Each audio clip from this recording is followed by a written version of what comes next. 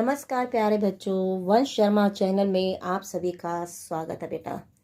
चलिए आज हम एक ऐसी रचनाकार के बारे में जानकारी प्राप्त करने का प्रयास करते हैं जिन्होंने अपनी एकमात्र रचना से कश्मीर के जो साहित्य यानी कश्मीरी साहित्य में अपना वर्चस्व स्थापित किया है। जैसा कि आप जानते हैं बेटा, हिंदी साहित्य में जैसे हम कबीर दास जी के दोहे को याद रखते हैं, तुलसीदास जी की चौपाइयों को याद रखते हैं, उसी तरह से कश्मीर जाएं आप तो वहाँ की जो आम जनता है उनके द्वारा लिखे गए, ललत के द्वारा लिखे गए जो वाक हैं ऐसे ही गाए जाते हैं जैसे कबीर दास जी के दोहे। तो इनकी एकमात्र रचना वाक जो है वो कश्मीर में बहुत अधिक प्रसिद्ध हैं। हमने पहले दो जो थे हमारे वाक ललत की हम कर चुके हैं, तो आज हमने करना है ललत का तीसरा वाक। आपको बताना चाहूंगी ये कश्मीरी भाषा से हिंदी में अनुवादित किया गया है, तभी ये हमें बहुत अधिक सरल भाषा में प्रतीत होते हैं। चलिए आरंभ करते हैं वाक तीसरा। इसमें कवित्री कहना चाहती हैं कि जब मानव इस संसार में आता है तो वह साफ मन से आता है, परंतु संसारिक मोह माया में फंसकर वह सत्कर्मों से दूर हो जाता है और उसका जो वापस जाने का रास्ता है वह बड़ा ही कठिन हो जाता है। इन्हीं पंक्तियों में यही भाव स्पष्ट किए गए हैं। चलिए देखते हैं। आई सीधी राह से गई न सीधी राह। कवित्री के अनुसार जब वह इस संसार में आई थी तो वह सीधे, राह का अर्थ होता है रास्ते से, जब वह इस संसार में आई थी तो वह सीधे रास्ते से आई थी, अर्थात वह छल कपट से रही थी। गई न सीधी राह, और जब इस संसार को छोड़कर ईश्वर के चरणों में जाने लगी तो वह सीधे रास्ते से नहीं गई, अर्थात वह छल कपट और मोह माया से ग्रस्त हो गई। सूक्ष्म सेतु पर खड़ी थी, बीत गया दिन आहा। यहाँ पर कवित्री जो हमारी ललत है वो कहना चाहती है सूक्ष्म सेतु पर खड़ी थी। यहाँ सूक्ष्म सेतु क्या होता है बेटा? ये सूक्ष्म सेतु हठ योग जो हमारे योग होते हैं उसमें ये एक सूक्ष्म होता है नाड़ी। ये एक नाड़ी होती है जिसके द्वारा ही योग में कहा जाता है कि यदि इस नाड़ी पर नियंत्रण कर दिया जाए तो क्या हो जाएगा, आपका मन और आपके शरीर पर आपका क्या हो जाएगा, नियंत्रण हो जाएगा, और ऐसा होने पर आप ईश्वर को आसानी से प्राप्त कर सकेंगे। ठीक है, आप इसमें किसमें देख रहे हैं, जो ग्रीन दिख रही है आपको वो सूक्ष्म नाड़ी है। हमारे शरीर में अनेक नाड़ियां विद्यमान होती हैं और सूक्ष्म नाड़ी जो योग कहता है इस पर नियंत्रण किया तो आपने अपने शरीर और मन पर नियंत्रण कर लिया। तो यहाँ कवित्री क्या कह रही हैं, सूक्ष्म सेतु पर खड़ी थी, बीत गया दिन आहा, कि मैं सूक्ष्म नाड़ी रूपी पुल पर खड़ी थी।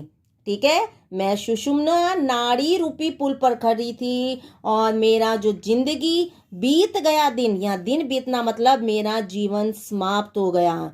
मैं सुषुम्ना नाड़ी रूपी पुल पर खड़ी थी और मेरा जो दिन था यानी कि मेरी जो जिंदगी थी वह समाप्त हो गई। यहाँ कैसे, क्या कवित्री क्या कहना चाहती इन पंक्तियों के माध्यम से, अर्थात मुझे योग ने सही रास्ता तो दिखाया था लेकिन मैं अज्ञान का शिकार होकर मोह माया में फंस गई और इस संसार में भटक कर रह गई और ईश्वर को प्राप्त नहीं कर पाई। जेब टटोली कोड़ी ना पाई। यहाँ जेब टटोलना, कोड़ी ना पाना, मैं पहले अभिधा अर्थ स्पष्ट करूंगी। अभिधा बेटा आपको पता ही होगा कि सीधा अर्थ होता है और यहाँ इसका लाक्षणिक अर्थ भी निकलेगा, तो लाक्षणिक मतलब अन्य अर्थ, वो भी स्पष्ट करूंगी। कवित्री के अनुसार, कौन कवित्री? ललत के अनुसार, जब उसने जेब को, अपनी जेब को टटोलना मतलब छानबीन की, जब उसने अपनी जेब को जेब में छानबीन की तो उसे कोई भी, कोड़ी का अर्थ होता है कोई भी पैसा प्राप्त नहीं हुआ। यहाँ लाक्षणिक अर्थ क्या है, इसका दूसरा अर्थ क्या निकलता है कि कवित्री ने जब अपने जेब, जेब का अर्थ हो गया अपने जिंदगी का मूल्यांकन किया, जब कवित्री ने अपने जीवन का मूल्यांकन प्राप्त किया तो उसे में कोई भी सत्कर्म रूपी कोड़ी प्राप्त नहीं हुई। जब उसने अपनी जिंदगी का मूल्यांकन किया तो उसे उसमें कोई भी सत्कर्म रूपी पैसा प्राप्त नहीं हुआ। माजी को दूं क्या उतराई।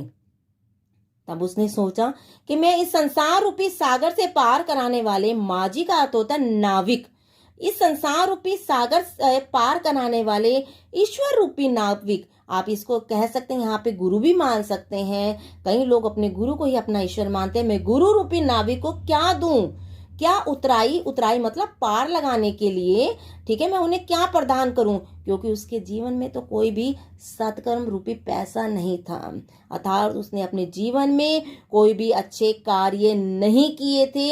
इसलिए वह घबरा कर अपने हृदय में सोचने लगी कि उसने अपने जीवन में कोई अच्छे कार्य क्यों नहीं किए, वह मोह माया में, सांसारिक मोह माया में क्यों फंस गई और सत्कर्म के मार्ग पर क्यों नहीं चल पाई। तो आपको यहाँ लाक्षणिक अर्थ देखेगा, यहाँ जेब का अर्थ है अपने आत्म मूल्यांकन करना, कोड़ी का अर्थ हो गया आपका सत्कर्म।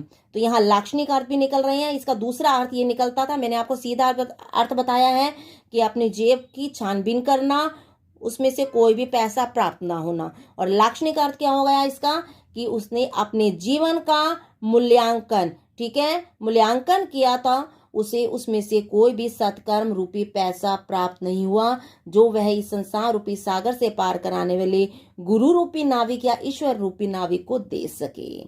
ठीक है, यहाँ पर आप देखेंगे बेटा, मैंने यहाँ पर सुषुम्न सेतु, सुषुम्न नाड़ी रूपी पुल, तो यहाँ पर आपका कौन सा आ जाएगा, यहाँ पर बेटा रूपक अलंकार हो जाएगा।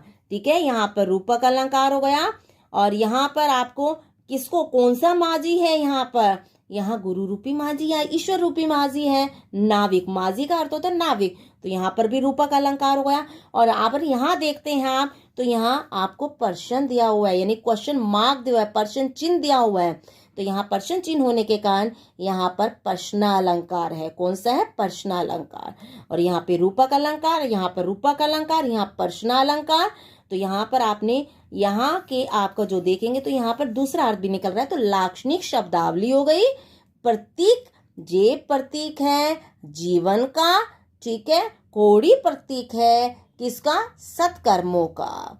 ठीक, तो यहाँ पर आपका प्रतीकात्मक भाषा का भी प्रयोग किया गया है। चौथे वाक्य में कवित्री कहना चाहती हैं कि ईश्वर शिव रूप में संसार के प्रत्येक कण कण में निवास करता है। ठीक है, संसार की जो प्रत्येक वस्तु है वह उसमें निवास करता है। देखिए क्या कहते हैं, थल थल में बसता है शिव। कवित्री ललद्द के अनुसार कि जो शिव है, ठीक है, वह संसार के थल थल मतलब प्रत्येक कण में निवास करता है। थल होता है जमीन की, ठीक है, कि ईश्वर शिव रूप में संसार के प्रत्येक स्थान पर निवास करता है। और भेद न कर क्या हिंदू मुसलमान, तो तुम्हें जब संसार के प्रत्येक स्थान पर ईश्वर निवास करता है, तो ईश्वर के द्वारा निर्मित प्रत्येक वस्तु, चाहे वह जीव हो या मनुष्य हो, तुम्हें धर्म के नाम पर हिंदू और मुसलमान कहकर उनमें कोई भी भेदभाव नहीं करना चाहिए, क्योंकि प्रत्येक मनुष्य ईश्वर का रूप है, ईश्वर के द्वारा निर्मित है। तो तुम्हें धर्म के नाम पर कि यह हिंदू है, यह मुसलमान है, ऐसा कोई भेदभाव नहीं करना चाहिए।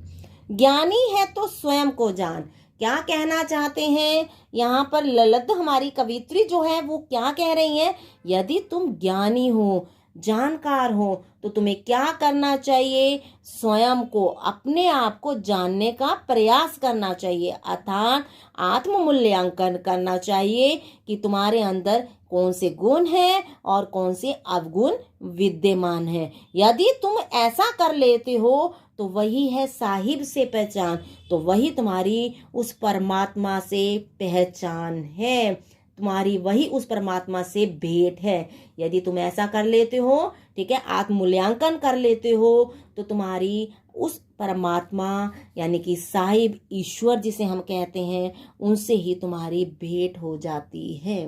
तो ये आपको समझ आ गया होगा। यहाँ पर बेटा देखिए थल थल है, थल थल में पुनरुक्ति अलंकार का प्रयोग किया गया है।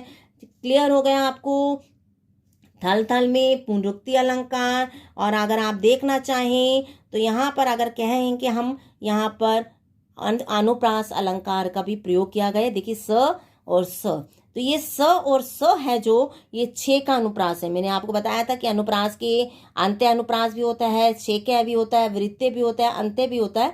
तो ये कौन सा है? अनुप्रास ही है, यानी कि आप इसको छेक्या अनुप्रास न कहकर अनुप्रास अलंकार भी कह सकते हैं। तो अनुप्रास अलंकार का प्रयोग है, पुनरुक्ति अलंकार का प्रयोग है, और यहाँ पर आपके प्रसाद जितने भी वाक हैं, जितनी हमने चारों की हैं वाक, तो इनमें प्रसाद गुण है। ठीक है, आप लगा सकते हैं कि प्रसाद गुण का प्रयोग किया गया है। गुण आपको मैंने बताए थे कि 3 गुण होते हैं। कौन कौन से गुण होते हैं बेटा? ओज गुण, माधुर्य गुण, प्रसाद गुण। तो यहाँ प्रसाद गुण का प्रयोग किया गया है। प्रसाद गुण जहाँ पर होता है बेटा, वहां पर शांत रस होता है। तो प्रसाद गुण, शांत रस अलंकार में आपका पुनरुक्ति अलंकार, अनुप्रास अलंकार का प्रयोग किया गया है। धन्यवाद। अगर आपको बहुत अच्छा मेरे ये वाक का पढ़ाने का जो ढंग है वो बहुत अधिक पसंद आए तो आप इस चैनल को सब्सक्राइब जरूर कीजिएगा, ताकि आगे वाली आने वाली जो भी नोटिफिकेशन है वो आप पा सकें। धन्यवाद।